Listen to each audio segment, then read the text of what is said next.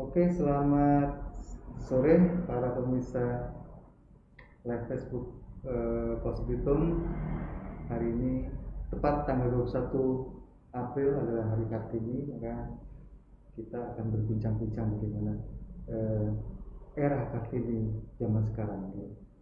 Jadi Kartini adalah salah satu pahlawan wanita Indonesia yang nama besar Kartini tidak bukan karena dia berjuang secara fisik perang, tapi gagasan-gagasannya, ide-idenya yang memperjuangkan emansipasi wanita di Indonesia. Nah, surat-suratnya, korespondensinya dengan sahabatnya di Belanda itu menjadi sebuah buku yang sangat terkenal dengan judul Habis Gelap Terbitlah Terang. Nah, hari ini saya buka aja lah ya, saya biasanya nggak bisa ngomong soalnya. Hari ini kita kedatangan seorang tamu yang sangat luar biasa, Ibu Vina Christine Ferrani. Beliau adalah seorang anggota DPRD Kabupaten Bitung Komisi 2. Izin Mas Teja buka masker, saya juga buka masker. Biar enak kita ngomongnya. Nah, beliau salah satu-satunya kalau nggak salah malam, satu-satunya anggota DPRD Bangka Belitung DPRD Kabupaten Belitung yang seorang perempuan. Ada dua sih Mas Teja. Ada dua ya? Oh, ada dua ya? Oh iya, saya agak lupa. Jarang main ke kantor berarti ya? Ya betul. Iya. Ada dua. Jadi yang satunya kita tidak tahu ke sini. Nah, Ibu Vina itu adalah seorang profesional, seorang pengusaha yang cukup sukses di Kabupaten Bitung, bahkan sudah merambah ke Bangka juga ya. Ke Bangka, beliau seorang pengusaha retail ya. Retail. Tapi mau juga ke politik. Beliau mencalonkan diri menjadi seorang anggota legislatif dan ternyata suaranya terbanyak di Kabupaten Bitung. Luar biasa Ibu Vina. Terima kasih. Nah, kalau tidak ada Kartini, mungkin Ibu Vina nggak bisa menjadi anggota DPRD juga. Betul. Nah, kita pengen berbincang-bincang bagaimana seorang Kartini bisa mempengaruhi Ibu Vina, sehingga Ibu Vina bisa menjadi seorang pengusaha yang sukses, menjadi seorang politikus yang hebat. Nah, ini satu pertanyaan yang mungkin mengawali perbincangan kita, Bu Vina.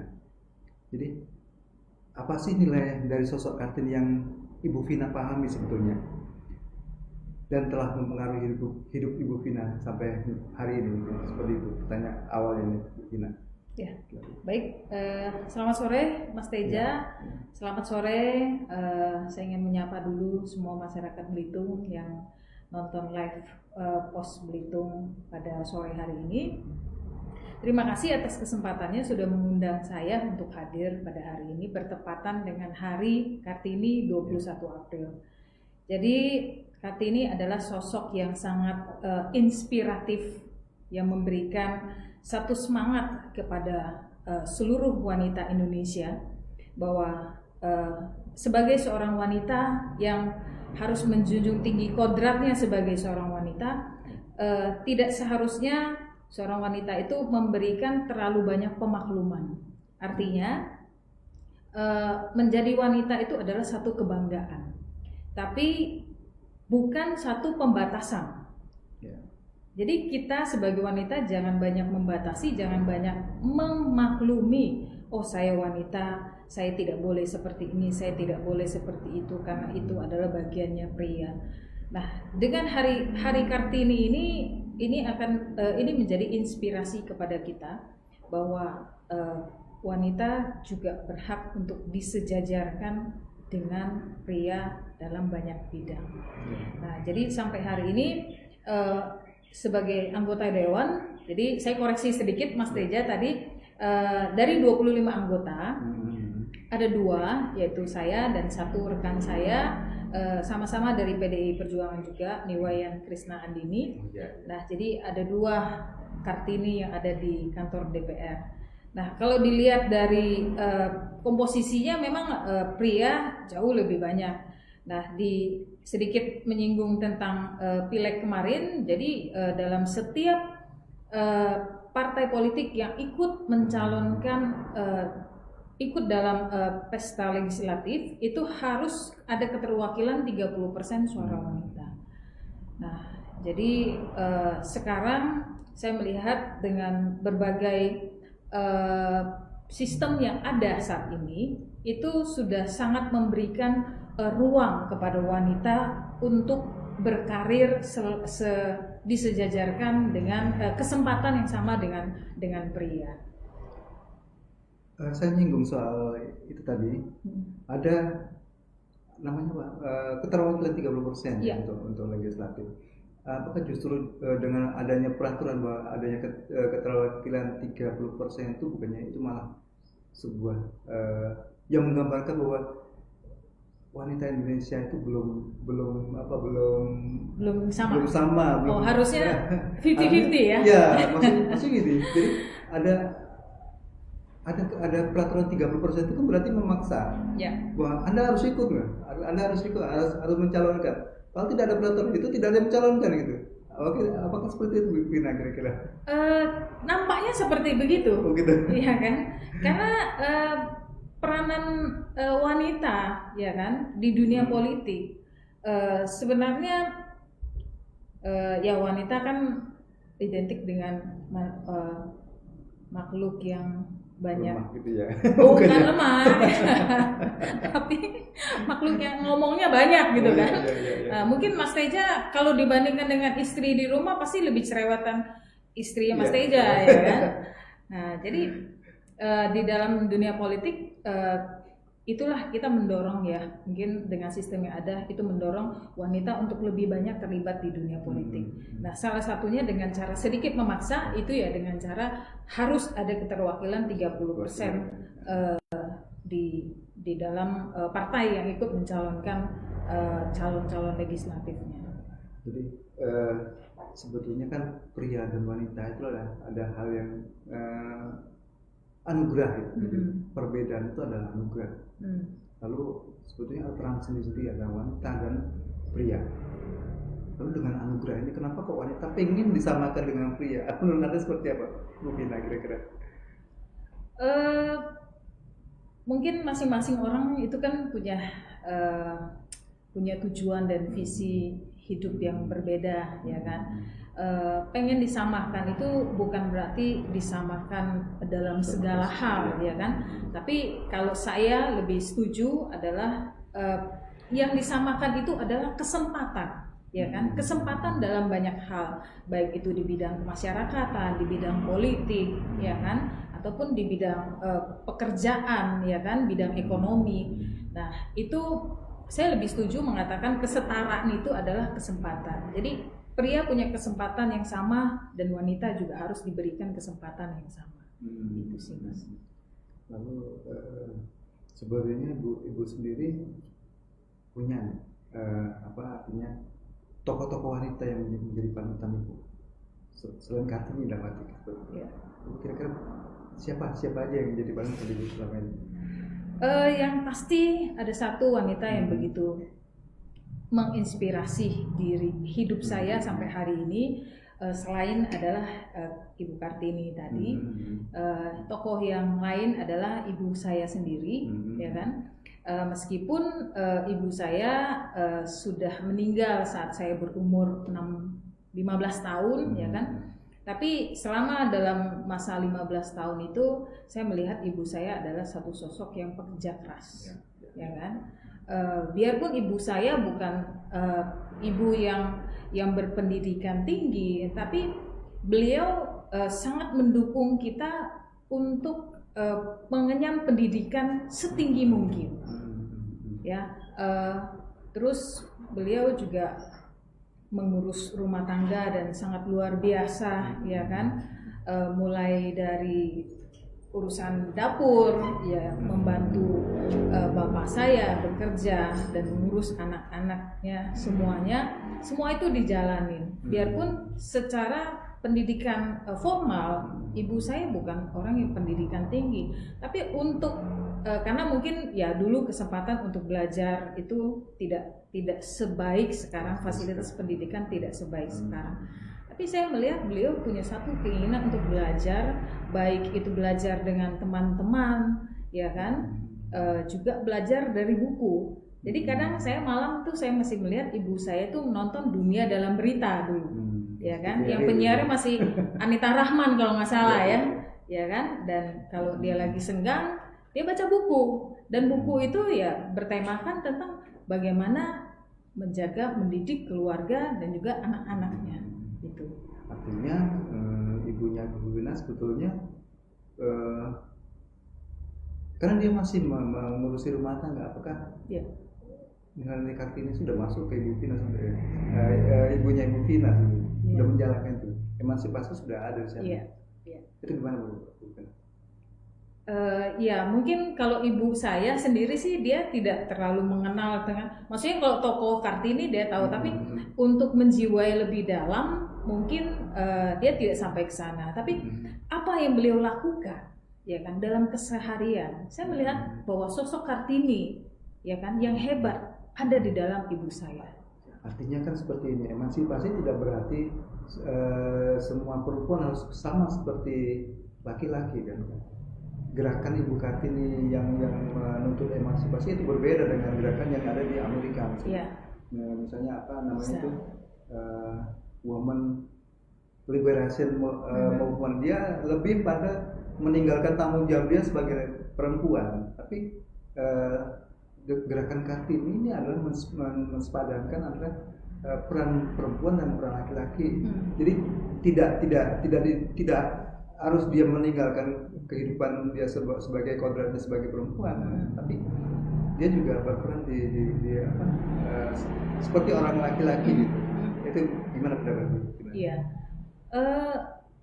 perlu kita samakan persepsi dulu, ya kan. Jadi menjadi Kartini itu bukan berarti dia harus hebat, terkenal, ya kan. Dia harus punya jabatan yang tinggi di satu perusahaan, atau dia punya jabatan di dunia politik dan dikenal oleh masyarakat. Enggak juga, ya kan. Kartini bisa mulai menjadi Kartini itu bisa dimulai dari keluarga sendiri, ya kan. Seorang Kartini yang hebat, dia mendidik anak-anaknya menjadi orang hebat. Dia sudah menjadi seorang Kartini yang luar biasa. Jadi tidak mesti Kartini itu dia harus punya jabatan politik yang bagus, ya kan. Ada juga yang mereka wanita-wanita yang hebat itu mereka aktif dalam pelayanan di masyarakat, ya kan. Baik itu di tingkat RT, tingkat desa, ya kan, dusun. Tapi ada satu prestasi yang mereka lakukan, mereka sudah menjadi satu Kartini yang hebat. Itu maksudnya. Kembali ke posisi Ibu sebagai anggota dewan. Ibu sebagai anggota dewan yang ada 2 orang perempuan di sana. Lalu bagaimana kiprah Ibu di dewan sendiri? Berinteraksi dengan anggota dewan yang lain. Saya tidak ada masalah dengan maksudnya kalau berinteraksi ya kami komunikasi bagus ya dengan kawan-kawan, ya kan. Memang kami tidak banyak ya, cuma 2 orang, tapi komunikasi kami baik, ya kan. Karena apa yang kami bahas, apa yang kami perjuangkan, semua itu tujuannya adalah untuk masyarakat. Jadi mau pria atau wanita yang berbicara, yang penting adalah hasil apa yang bisa kami berikan untuk masyarakat. Itu yang penting. Hal-hal yang berkesan, misalnya pengalaman yang berkesan ketika memperjuangkan sesuatu sebagai seorang wanita di masyarakat, atau di DPRD, seperti apa Bu? Ada sesuatu yang berkesan? Kalau secara biologis, ya kan, pria lebih banyak memakai logika. Kalau wanita pakai logika, juga baper, bawa perasaan. Nah, jadi mungkin perbedaannya ya seperti itu, ya kan. Kalau dalam mengungkapkan sesuatu, ya mungkin pria akan lebih straight ya, jangan lurus gitu loh, to the point. Tapi kalau wanita mungkin agak sedikit diplomatis, dengan mempertimbangkan logika dan perasaan, ya itu aja sih bedanya. Kalau di selama ini yang ada di rapat ya, kalau kami rapat kadang-kadang ada juga di mana kita berbicara cukup keras di situ ya kan, tapi setelah dari rapat ya semua kita kembali lagi ke normal ya, tidak ada lagi yang kita bawa selama rapat itu keluar dari ruangan rapat masih menjadi satu persoalan. Gitu sih. Sebagai anggota DPRD Ibu kan mestinya jeli melihat peristiwa yang terjadi di masyarakat. Ibu sendiri melihat kalau di Belitung ini ada nggak semacam eksploitasi, aksi-aksi tidak eksploitasi terhadap wanita yang terjadi di Belitung selama ini? Ada nggak Ibu melihat seperti itu? Kalau yang sejauh saya amati ya kan yang terjadi di masyarakat ya, saya bersyukur bahwa di masyarakat kita di Belitung belum ada kondisi yang seperti yang dikhawatirkan seperti yang disampaikan Mas Teja tadi ya, ada eksploitasi wanita ya kan. Dan kita berharap sih situasi ini tetap bisa kita pertahankan dengan baik ya. Karena memang kayak kita di daerah seperti ini memang banyak kan ini khususnya yang perempuan, mungkin banyak di desa-desa masyarakatnya tidak punya pendidikan yang tinggi Bu. Jadi mereka akhirnya mungkin ya kalau nggak salah ada yang TKW dan sebagainya. Itu gimana Bu? Kira-kira ada nggak solusi buat mereka? Mungkin ketika mereka tidak punya pendidikan tinggi, ada nggak solusi yang membuat mereka tidak haruslah keluar menjadi TKW gitu, jadi ke tempat lain dan sebagainya. Di sana maka bahkan akan terjadi masalah baru terhadap mereka. Di Belitung sendiri, Ibu lihat seperti apa? Kalau zaman sekarang, Mas Teja, untuk akses pendidikan, akses pengetahuan ya, itu dengan kecanggihan teknologi saat ini. Kita sudah sangat dengan gampang mempelajari sesuatu, ya kan? Nah, apa yang bisa dipelajarin adalah apa yang bisa kita gunakan, kita manfaatkan untuk memperoleh tambahan penghasilan. Ya, kita bisa belajar banyak hal di situ. Nah, dengan adanya kita belajar banyak hal, punya kesempatan untuk mendapatkan penghasilan tambahan, asal mau aja ya, asal mau mencoba dan memulai. Nah, saya yakin pasti ada jalan keluar, ya kan? Tidak perlu kita harus keluar dari Belitung, ya kan? Merantau dan menjadi TKW seperti tadi Mas Teja sampaikan, ya. Dan dari pemerintah sendiri Kabupaten Belitung, ya kan? Kita sedang menggalakkan itu yang namanya wisata, ya kan? Kita tidak lagi berfokus di tambang karena impact dari kemajuan wisata ini akan sangat luar biasa, termasuk sampai ke bidang ekonomi yang paling kecil yaitu UMKM.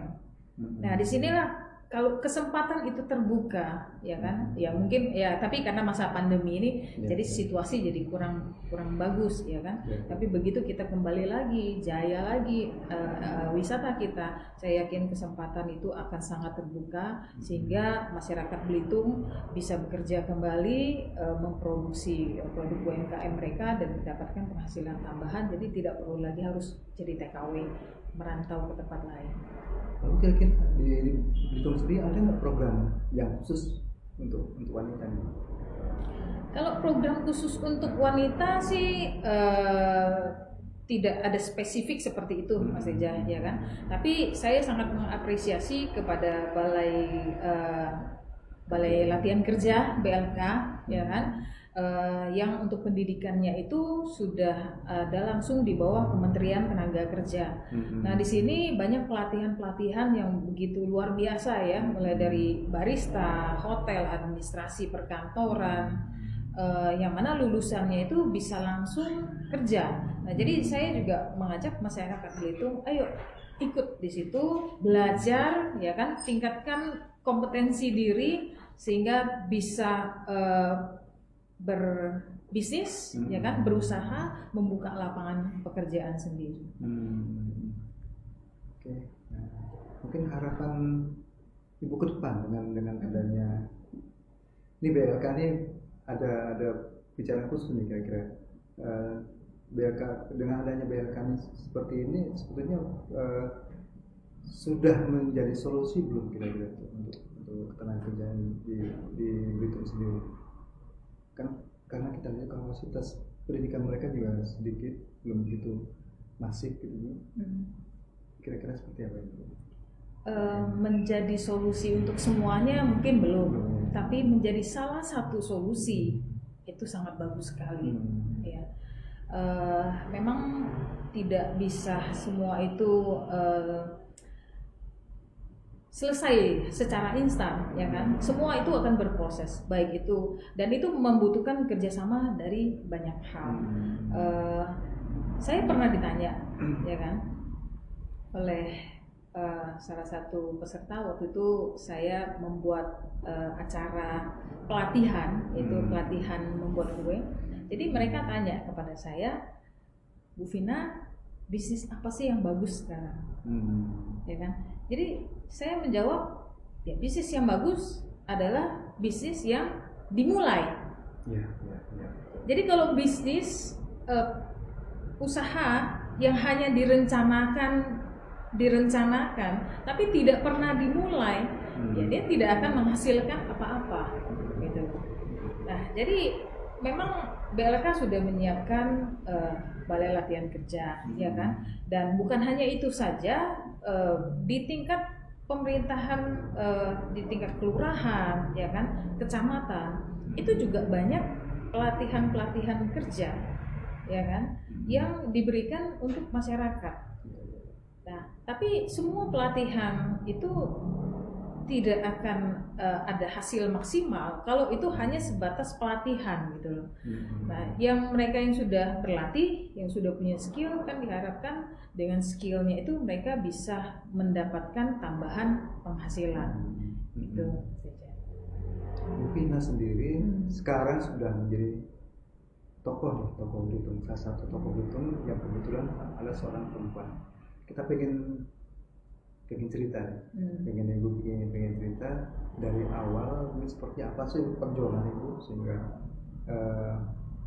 bisnis menjadi sukses. Jadi pada saat itu masuk ke politik dan ternyata sukses. Tapi bukan sukses apa ya, terpilih dengan suara terbanyak. Jadi bisa cerita dari situ pengalaman seperti apa? Yang mana dulu nih? Yang bisnis mulai politik dulu? Ya. Kalau memulai bisnis itu sebenarnya saya ini seneng dagang, Mas Teja, ya kan? Saya seneng jualan. Saya sudah jualan cincau kalau bulan puasa ya. Dulu SD, kalau saya pulang sekolah, saya ada toko bapak saya di pasar. Jadi di sebelahnya itu saya disiapkan ibu saya meja. Jadi kalau bulan puasa tuh saya jualan cincau di situ, ya kan? Nah di sekolah saya tuh jualan stiker. Jadi jualan dagang itu ya mungkin karena saya sering ke toko orang tua saya, ya kan? Jadi adalah katanya buah mangga kan jatuh nggak jauh dari pohonnya, ya kan? Nah dengan sering ke toko itu, jadi saya jadi senang, jadi ikut-ikutan senang berdagang gitu kan. Nah malah di sekolah itu saya jualan stiker ke teman-teman gitu. Tapi ini jangan ditiru ya. Kenapa nggak boleh ditiru? Ini kan karena umur bagus ini. 18 tahun ke atas kita baru boleh masuk ke dunia kerja ya. Iya. Nah jadi setelah saya lulus kuliah, saya mulailah membangun karir, membangun bisnis saya di Belitung, ya kan. Sampai hari ini saya punya 3 perusahaan distribusi, 1 perusahaan retail dan 1 perusahaan otomotif. Jadi saya membawahi, saya memimpin 5 perusahaan dengan kurang lebih 150 karyawan, ya. Apakah saya puas sampai di situ? Tentu belum, ya kan? Karena kita hidup semua berproses belajar, proses memperbaiki diri, proses pengembangan, dan itu tidak akan pernah selesai. Nah, kalau di politik mau jawaban yang jujur apa yang enggak? Jadi yang kalau jujur, yang jujur ya. Nah, jadi kalau di politik sebenarnya itu bukan saya tidak punya rencana sebenarnya bahwa saya itu hari ini akan menjadi anggota dewan. Gitu. Memang sebelum saya terpilih menjadi anggota dewan, saya adalah wakil sekretaris di DPC PDI Perjuangan Kabupaten Belitung. Nah, setelah itu 1 periode saya menjabat sebagai wakil sekretaris. Kemudian ya karena dorongan dari senior di partai, mereka mendorong saya untuk ikut dalam pemilihan legislatif. Nah, jadi ya mungkin saat itu antara bimbang dan galau, ya kan, tapi kegalauan bukan karena saya takut untuk melayani masyarakat, tapi lebih kepada karena kesibukan saya di bisnis, ya kan. Kekhawatiran saya adalah kalau terpilih pada waktu itu ya, kalau terpilih apakah saya masih bisa membagi waktu saya untuk mengurusi bisnis dan untuk melayani masyarakat. Karena ini adalah dua hal yang sama pentingnya, ya kan. Dengan mengurusi ratusan karyawan saya, ya berarti saya mengurusi ratusan keluarga, dan itu tetap harus berjalan, dan itu tetap harus survive, ya kan. Nah, pada waktu saya terpilih menjadi anggota dewan, apakah saya juga masih bisa melakukan dua hal? Nah, tapi puji Tuhan, alhamdulillah sampai hari ini, ya kan, dua peranan di dua bidang itu masih bisa saya selesaikan dengan baik. Gitu. Terus sebetulnya target Bu Vina menjadi anggota dewan apa Bu Vina? Saya tidak ada target. Saya harus mengumpulkan berapa suara, ya kan. Tapi yang jelas saya cukup capek pada waktu masa kampanye kemarin, Mas Teja, ya kan. Karena bayangin saya jam 7.30 saya sudah di kantor, ya kan, mengurusi pekerjaan kantor, dan pulang kantor jam 6 saya mandi, jam 7:30 saya sudah di rumah masyarakat untuk kampanye, ya kan, untuk sosialisasi. Dan itu berjalan cukup waktu itu kita masa kampanye kan cukup panjang ya, dan itu berjalan cukup lama, ya kan. Jujur saya juga sangat capek waktu itu. Tapi semua dinikmati, ya kan. Ada satu kepuasan pada saat kita berada di tengah masyarakat, ya kan. Mereka mendengarkan apa yang kita sampaikan, ya kan, dan mengingat untuk memilih saya, ya kan. Nah, itu adalah satu hal yang sangat-sangat saya syukuri, sehingga di pemilihan legislatif kemarin saya bisa mendapatkan suara yang terbanyak. Lalu sebetulnya dari pengakuan Bu Vina sendiri kan belum puas gitu Bu Vina ya. Lalu sebetulnya impian Bu Vina itu apa sebetulnya impian Bu Vina sendiri? Dengan sebagai seorang pengusaha sudah sukses, dan jadi seorang anggota legislatif juga sudah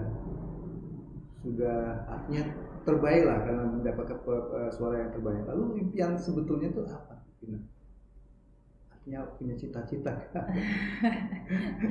Di bidang apa dulu nih, Mas Teja? Dari dua bidang yang digeluti ini kan sebetulnya politik dan bisnis ini kan sebetulnya nggak bisa nyampur gitu.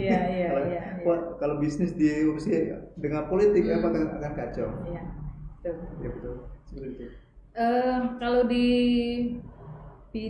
bisnis, ya kan. Kalau di bisnis sih ya masih kepada pengembangan, ya kan, yang tidak, ya itu saya bilang di mana ada kesempatan, ya kan, pebisnis itu akan mengisi, ya kan. Jadi kalau target secara spesifik sih belum ya, Mas Teja. Tapi begitu ada kesempatan dan terbuka, ya bisnis kita akan masuk. Tapi dalam menjalankan bisnis saya sendiri juga punya prinsip, ya kan. Dan prinsip ini tidak boleh diganggu gugat, dan prinsip ini sampai kapanpun tetap akan saya pertahankan. Dimana bisnis itu ada 3 bidang yang tidak boleh saya sentuh dan tidak akan saya masukin. Itu adalah yang berhubungan dengan narkoba, judi, dan juga prostitusi. Nah, ini adalah 3 bisnis yang tidak boleh dan tidak akan pernah saya masukin. Nah, kalau di dunia politik ya kan, ada satu kebahagiaan ya kan, dimana yang saya rasakan selama 2 tahun di legislatif itu adalah pada saat saya bisa memberikan solusi kepada masyarakat ya kan, mereka datang ke saya dan saya bisa memberikan solusi kepada mereka. Nah, itu ada satu kebahagiaan yang luar biasa itu, Mas Teja. Nah, kalau target, tidak ada target selain menjadi yang terbaik. Kalau saya jadi prinsip saya adalah pada saat menjadi pebisnis, saya harus jadi pebisnis yang baik. Pada saat menjadi pemimpin, saya harus menjadi pemimpin yang terbaik dan fair. Dan pada saat menjadi anggota dewan, ya saya harus tetap menjadi yang terbaik. Lalu apa yang belum tercapai kira-kira yang diinginkan Bu Vina tapi belum tercapai, yang ingin Ibu capai? Apa nih kira-kira? Saya hari ini sih bersyukur ya, Mas Teja ya, dari apa yang saya jalani sampai hari ini, dengan proses, baik itu proses hidup yang nyaman dan tidak nyaman ya kan, semua itu memberikan pelajaran yang berbeda dan memberikan sensasi yang berbeda. Kalau ditanya apa yang belum dicapai, hari ini saya nggak bicara apa yang belum tercapai ya, tapi hari ini saya bersyukur bahwa hari ini ya kan, Tuhan masih memberikan saya kesempatan untuk bernapas, bertemu dengan masyarakat, berkumpul dengan keluarga saya, berperan di masyarakat. Ya, itu yang saya syukuri sampai hari ini, Mas Teja. Ini terakhir Bu Vina, sebelum kita mengakhiri acara kita, mungkin ada satu yang pesan-kesan atau Ibu mungkin di Hari Kartini ini mungkin Ibu berpesan kepada masyarakat Belitung lah, atau ke kaum perempuan Belitung, silakan. Ya. Pada hari ini, Hari Kartini, saya Vina Christine Ferrani mengajak seluruh masyarakat Belitung, terutama untuk Kartini hebat di Belitung dan juga di Indonesia. Mari kita mulai untuk mencintai diri kita sendiri, bangga dengan diri kita sendiri, mencintai diri kita apa adanya, dan kita kembangkan ya kan, potensi diri kita untuk berperan di masyarakat. Kita wujudkan cinta terhadap negeri kita Indonesia ini dalam peran di masyarakat. Nah, dalam masa pandemi ini, Mas Teja, dan saya yakin banyak di antara kita yang juga merasakan kondisi yang tidak nyaman, dan saya yakin wanita hebat, wanita tangguh Kartini Indonesia akan selalu bisa melewati semua badai dengan baik. Tetap semangat wanita Indonesia, kalian adalah Kartini yang tangguh. Oke, terima kasih. Terima kasih, Teja. Oke, waktu kita sudah selesai. Kita akan menutup acara ini. Selamat Hari Kartini. Semoga semakin jaya, Indonesia semakin jaya. Oke, terima kasih. Selamat sore. Selamat sore.